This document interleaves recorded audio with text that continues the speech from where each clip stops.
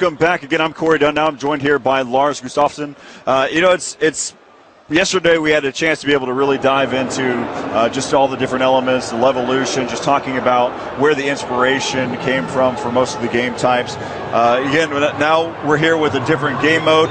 We can go ahead and kind of take a look around the map and hop into the game here. Let's go ahead and start to look at how was Obliteration, how did it formulate?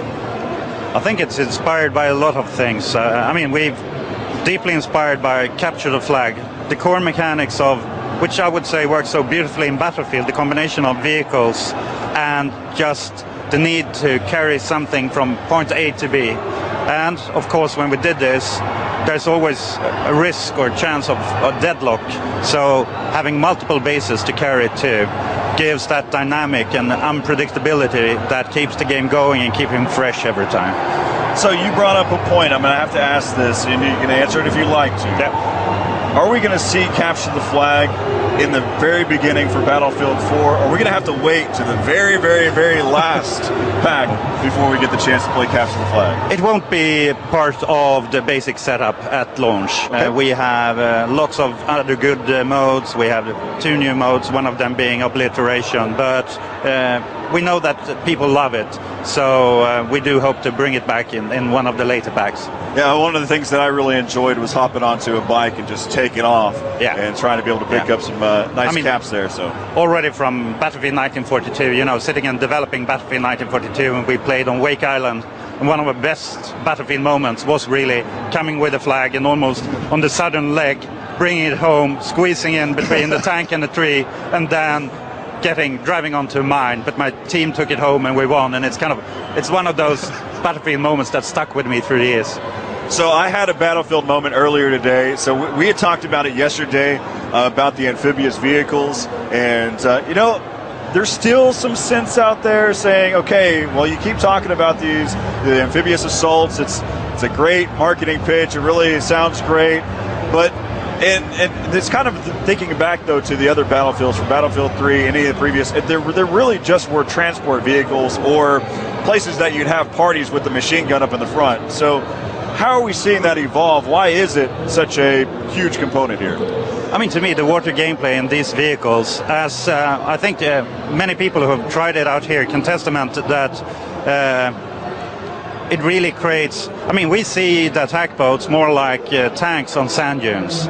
Right. And it is a supportive vehicle. Of course, if you go into the heat of fire, you will have RPGs firing you from all sides.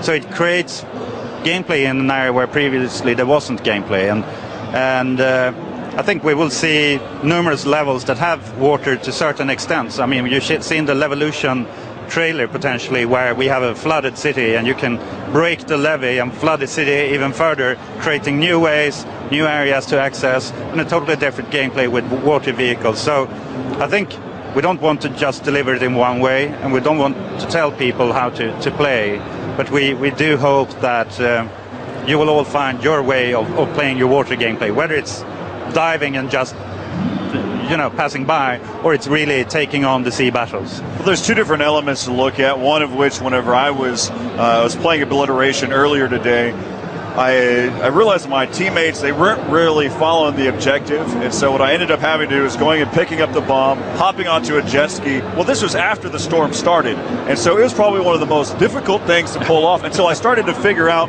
to judge the waves. Yeah. I started really gauging how do I hit the lowest point and drive it within there, because that way I wasn't spotted. Exactly. And really, it's kind of like a rolling plane. Yeah. So once again, very beneficial. Inspired by the sand dunes, but these sand dunes are dynamic. So it's about learning to find the low spot, especially when you're in a light vehicle like the jet ski, and also using it as cover when you try to escape, since alone on a jet ski against an attack boat, you're cannon fodder, unless you manage to use the environment. Let's go ahead and hop into the game now. As you can see, all right out of the gates, the Chinese have lost their C point. And again, just kind of looking around, you can see, take a look here, the bomb has not been dropped yet. One of the things that I realized too is I like how the bomb isn't immediately respawns right after a bomb has exploded at a point. Is there a reason behind going into that? I think we've noticed with game modes that it's very easy if you have these constant transitions between one thing happening, one objective achieved, and then jumping on to the next one. It's very easy to end up in an extreme confusion. You almost need to kind of get kind of lower the adrenaline flow, get your bearings, and then get into it again. And we also added the random factor so it wouldn't be totally predictable and, you know, a pile of C4 waiting for you when you get to it. I'm happy about that one. It is random too. I mean, I've noticed the different points that it comes in at. I think that over time, is there a number of random points per map, or is it? Yeah, it's a number of them, and to be honest, not even I know how many we have, and we're probably going to have to see as we're still tweaking and tuning the game whether we need to add more and make the area larger just to ensure that it feels fresh and unpredictable. See, this is one of the things that we're talking about, so you can see, especially a map like Parasail Storm, is seeing how the boats really do make an impact into the game.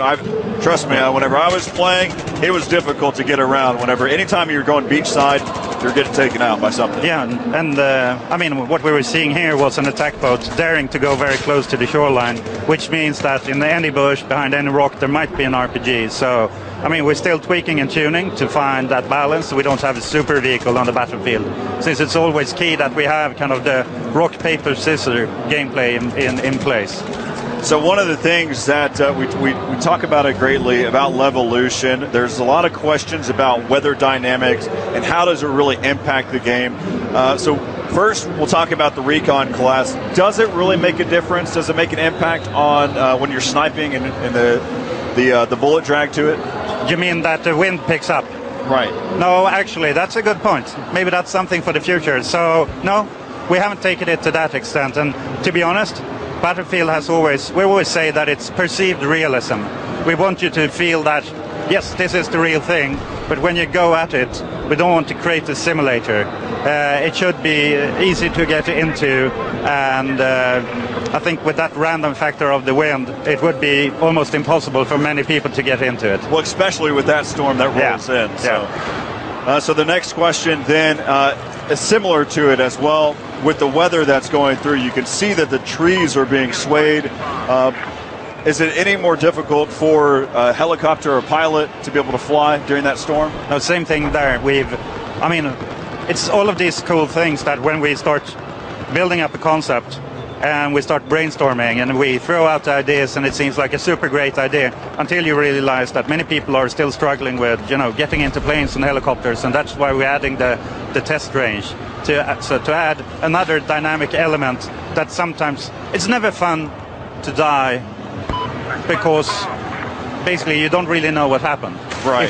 If you can feel that your enemy was superior or you did a stupid move, then it's always okay to die. But when you start blaming the game since something happened that wasn't within kind of your understanding, then you start blaming the game, and then me as a designer have failed. So one of the other last question, talking about weather dynamics, it just all of that's happened is it sparked up a lot of different creative ideas, and one of which I know the answer to, but I have to ask it just so the community knows that we are listening, that we are paying attention. Does the sun move as the day goes on, or can we see like a night type of game, or are we going to see the sun be in a completely different placement? So we have the possibility with the Frostbite 3 engine to do the full day cycle, but once again, especially many of the smaller modes are intended to allow you to be competitive and have a predictable experience even 2 years from now when you're still gaming. So we have the possibility of changing the sun. We can go from early morning to a brighter day and so on, but we don't want to twist and turn everything too much since you want to be able to have a certain predictability. So one of the questions that's been asked multiple times now, in Battlefield 3, we had Conquest and we had Conquest Large. Are we going to start to see variable map types where we get just based off of the number of players that are in the server, or are we going to go back to what we had in Battlefield 3? I think when we launch, we will aim for not Siba Tower scaled and not Bandar, but slightly larger and slightly smaller. So maps that we feel and we look at the data what people prefer to play. and then as we go on, we can start experimenting. But I think we've, I mean, what you can see here, what we're showing on the floor is 64 players Conquest or 32 player Obliteration, and behind closed doors we're showing it doing Domination just on the main island on the PlayStation 4, and all of those delivered completely different experiences. So rather than building super extremely small maps or large maps, we've worked really hard with delivering the best possible game mode on each and every level. So one of the things that's also been asked, especially since there's such water has such a majority of this map, do bullets travel? So say, for instance, I'm the enemy and I decide to dive under the water. Does the bullet trajectory, does it change any whenever it's getting shot through the water? So Alan Kurtz back home might kill me now, but in the discussions we've had, I think where we are right now, and as I say, we're showing you this while it's still work in progress, but the bullet does travel below the water, but it loses strength, to my understanding. That's at least what I heard last when we talked about this in our discussions. Not official stuff. It may or may not be the way that it could be, but it might want to be. Yeah, and that's the thing. I mean, there's lots of little things. I'm standing here, I'm looking at how people play. I'm picking up on feedback and ideas and what we hear in community and forums, and there's still room to do a lot of tweaks and tunes based on what community is telling us. So, yeah, it's eyes open until we put it in a box and put it in the stores. Well, I know that one of the things that I was trying to do is trying different varieties of things where I'd go out onto the shipwreck that's out there near the windmill, and I tried to get on the edge of the boat and sing, but that's where that no man's land is, and won't allow me to get over there because I wanted to try to ride the boat in when the storm was rolling in. So I'm trying to be doing different types of things. Also, I was curious if you could actually get ran over by a boat while you're swimming, sitting out there in the water. It doesn't seem like that's possible, or at least I haven't been ran over yet. I haven't tried. I know a guy in the office, maybe I said last time, a guy in the office was fighting away, and as he was kind of in the midst of the fight, he heard its giant roar, and just behind him came the ship ramming the island. And of course, if you're in this building that crumbles, yes, you've had it. Yeah, well, no, that did actually happen to me as well. I was sniping, I was camping, hanging out there, and then the building just came crashing down on me. Well, at least I was just killed in action, which actually answers another question for those of you. Or you can let me know if I'm 100% on this one as well. If I trigger an event, this goes across all Evolution. If I trigger the event by shooting the last pillar or what have you, does it just, the players that get killed, is that just killed in action? Is that KI? Or is that, do I get all the points for That's for those something, kills? Last I heard, and we're looking into this, is it's something we truly want to do. It's just the complexity of all the systems. We're still looking into it, so I haven't heard the final word yet, but trust me, I'm trying. So one of the things that I want to know about then is, at that point, does that count as any team killing that happens at the same time? Because it goes hand in hand. You got to look at both sides of it. Yeah. So you see, you open up Pandora's box when you're trying something new, and lots of these little things we're trying to sort out. And the beauty in what's taken Battlefield to where it is today is the daily. I think we're up to 2-3 playtests a day now, where the team is really chipping in, playing it, giving feedback, and trying these things that we then have to react to and kind of stitch up the last pieces.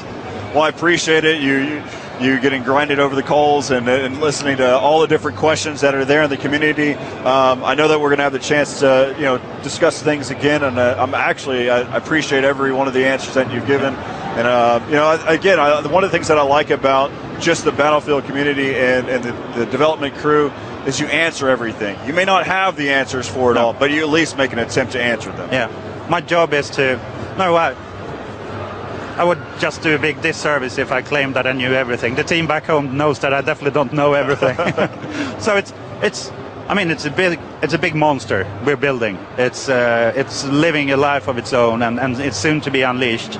And I mean, we're getting there, we're working really hard, we're listening to people, and really doing our best to deliver something that people never seen before. Well, I know that weapons aren't really your specialty here, but I'll ask the question anyway. I know that the infrared, the night vision scope in the beginning there for Battlefield 3 is really great. It's great to have.